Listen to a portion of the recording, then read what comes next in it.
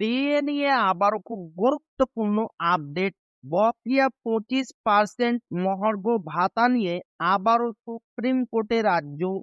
মহার্ঘ ভাতা নিয়ে বড় আপডেট। বকেয়া মহার্ঘ ভাতা নিয়ে হঠাৎ করে সামনে এলো বড় আপডেট। নবান্নের একটি সূত্র বলছে বকেয়া ডিএ নিয়ে আবারও সুপ্রিম কোর্টে যেতে পারে রাজ্য সরকার। মহার্ঘ ভাতা নিয়ে আবারও জটিলতা তৈরি হতে পারে, কপাল পুড়তে পারে সরকারি কর্মীদের। কারণ ডিএ নিয়ে আবারও সুপ্রিম কোর্টের দ্বারস্থ হতে পারে রাজ্য সরকার। বুধবার নবান্ন সূত্রে জানা গিয়েছে, সুপ্রিম কোর্টের নির্দেশ মতো বকেয়া 25% ডিএ বা মহার্ঘ ভাতা মিটিয়ে দেওয়ার পরিস্থিতি শুরু করেছিল রাজ্য সরকার। কিন্তু সেখানে কিছু সমস্যা রয়েছে, তাই আবারও সুপ্রিম কোর্টের দ্বারস্থ হওয়ার চিন্তা ভাবনা রয়েছে রাজ্য সরকারের। ডিএ মেটাতে গিয়ে অর্থ দপ্তরের কর্তারা বেশ কিছু প্রশ্নের সম্মুখীন হয়েছেন। তাদের কথায় বিশেষ কিছু দিকের সবিস্তার ব্যাখ্যা পাওয়া গেলে সুবিধে হতো। তাই মহার্ঘ ভাতা মামলা নিয়ে আবারও সুপ্রিম কোর্টের দ্বারস্থ হতে পারে রাজ্য সরকার। বর্তমানে সুপ্রিম কোর্টের গ্রীষ্মকালীন ছুটি চলছে। 23শে মে থেকে ছুটি শুরু হয়েছে। ছুটি চলবে জুলাই পর্যন্ত। নবান্নের সূত্রের খবর, বেশ কিছু নির্দেশের মডিফিকেশন চেয়ে সুপ্রিম কোর্টে যাচ্ছে রাজ্য সরকার।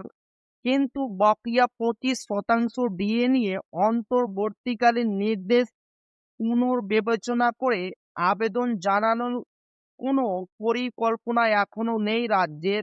সুপ্রিম কোর্টের নির্দেশ মানলে রাজ্য সরকারকে আগামী 15ই জুনের মধ্যে মূল বকেয়ার 25% দেওয়ার ঘোষণা ও হলফনামা প্রকাশ করতে হবে।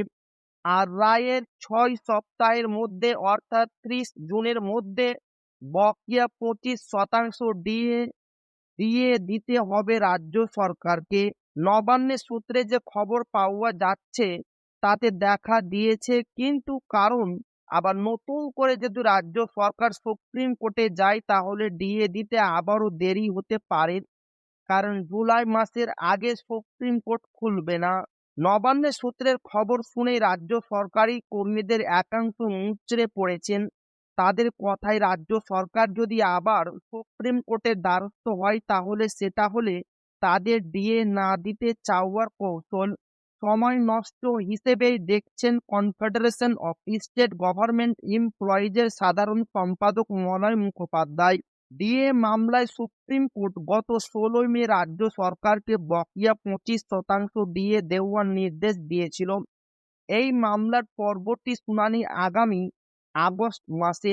যদিও সুপ্রিম কোর্টের নির্দেশ মতো রাজ্য সরকারকে তার আগেই 25% বকেয়া ডিএ মিটিয়ে দিতে হবে রাজ্য সরকারি কর্মীদের।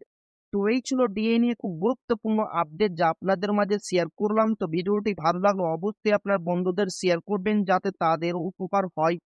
আর আপনি যদি এখনো আমাদের চ্যানেলকে সাবস্ক্রাইব না করে থাকেন তো অবশ্যই চ্যানেলকে সাবস্ক্রাইব করবেন এবং আমাদের পাশে থাকবেন। তো আবারও দেখা হবে ডিএ রিলেটেড খুব গুরুত্বপূর্ণ ভিডিওতে।